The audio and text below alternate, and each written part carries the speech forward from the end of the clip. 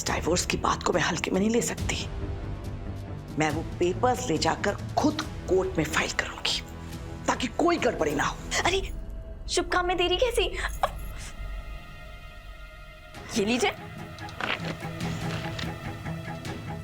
सब साइन है।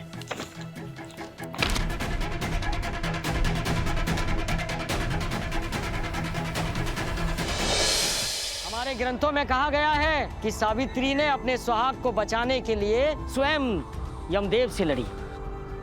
लेकिन अगर सावित्री कमजोर होती तो इस असंभव काम को संभव कैसे बनाती? सावित्री की ये गाथा हम सब के लिए एक सीख है कि जब तक हमारी सांस चलती रहे हमें हार नहीं माननी चाहिए। झुकना मत, उसके लिए लड़ो जो तुम्हें सही लगे और जिससे हम प्यार करते हैं उसके लिए, क्योंकि हर औरत के हृदय में ईश्वर का वास होता है। जो ठान ले वो जरूर कर सकती है।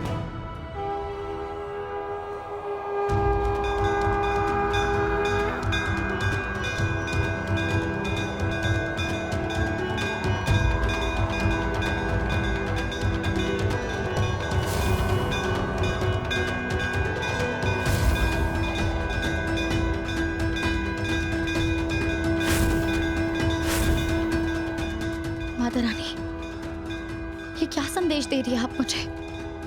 लड़ने का, डटे रहने का, टिके रहने का? क्या मैं हार मान रही हूँ? आप मुझे ये समझा रही है कि मुझे लड़ना चाहिए?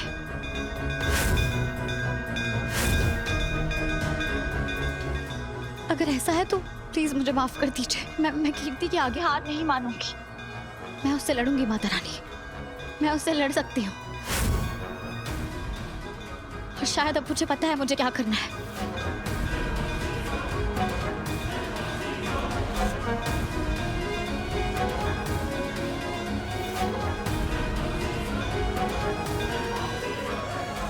मैंने रीत से डाइवोर्स पेपर साइन करवा लिए, उसे देश छोड़ के जाने के लिए मजबूर कर दिया, और आप 24 घंटे एक छत के नीचे साथ रहते हुए भी उसे एक दवाई नहीं खिला पाई। मेरी काबिलियत पर शक करना बंद करो। वैसे ही मेरा पारा चढ़ा हुआ है। मेरी समझ में ही नहीं आ रहा कि इतनी बड़ी गड़बड़ी कैसे हो गई। बताइए, ऐसी कौन सी गड़बड़ी हो गई जो आपका प्लान फेल हो गया? शायद मैं आपकी कुछ मदद कर पाऊं। Thank you very much. मुझे तुम्हारी मदद की कोई जरूरत नहीं है। मैं अपने प्रॉब्लम्स खुद सॉल्व कर सकती हूँ। हम अपने जीत के बहुत करीब हैं और ये कोई छोटी मोटी बात नहीं है। वैसे मैं भी यही सोच रही थी। रीत अगर राघव के खिलाफ डाइवोर्स पिटीशन फाइल कर भी देती है तो राघव तो उससे दूर होने के गम में वो तो मरने वाली हालत में हो जाएगा ना, और वो रीत को कभी माफ नहीं करेगा। और रीत, हो सकता है वो भी उस गम में खुद को और खुद के बच्चे को खुद ही मार दे।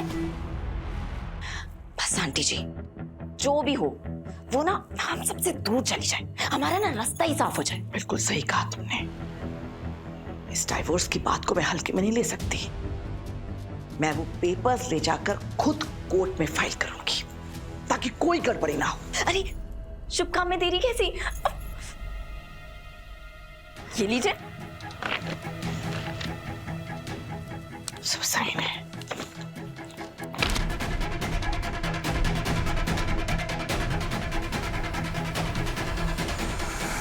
तू एक भी मौका नहीं छोड़ती है बताने का कि असली बहादुरी होती क्या है।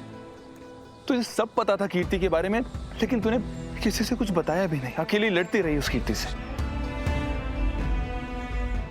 प्लीज मुझे माफ कर दे। मुझसे बहुत बड़ी गलती हो गई। नहीं ध्रुव, मुझे तेरी बात पे पहले यकीन कर लेना चाहिए था। पता नहीं अपने प्यार में, अपने दुख में इतना अंधा हो गया था कि मैं सच देख ही नहीं पाया। तो हमेशा से सही थी तू, और ये बात तो हमेशा से जानता था कि तू हमेशा सच्चाई और इंसाफ के रास्ते पे ही चलती है, और कोई कुछ भी कर ले तू कभी नहीं हटती उस रास्ते से। लेकिन बस अब बहुत हो गया। तू चल, मुझे लेके चल वहां जहां भी वो कीर्ति छुपी हुई है। मैं उसे घसीट के पुलिस के पास लेके जाऊंगा और उसकी सच्चाई सामने लेकर आऊंगा। तू चल। नहीं ध्रुव, इसमें बहुत खतरा है। और वैसे भी मैंने एक प्लान सोच रखा है जिससे मैं कीर्ति को सबके सामने ला सकती हूँ, लेकिन अभी तुझे उससे भी एक जरूरी काम करना है। ठीक है, तू जो बोलेगी मैं करूंगा। मैंने तेरी बात ना मान के जो भी पाप किए मुझे धोना उन पापों को। तू बोल। ध्रुव, कीर्ति ने जबरदस्ती मुझसे डिवोर्स पेपर्स पे साइन करवाए हैं और वो आज ही उन पेपर्स को कोर्ट में फाइल करने वाले हैं। तुझे किसी भी हालत में उन पेपर्स को कोर्ट में फाइल होने से रोकना होगा ध्रुव। डन दीदू, एक बात याद रख, तेरा और राघव जीजू का रिश्ता अटूट है, कोई भी ताकत तुम दोनों को अलग नहीं कर सकती।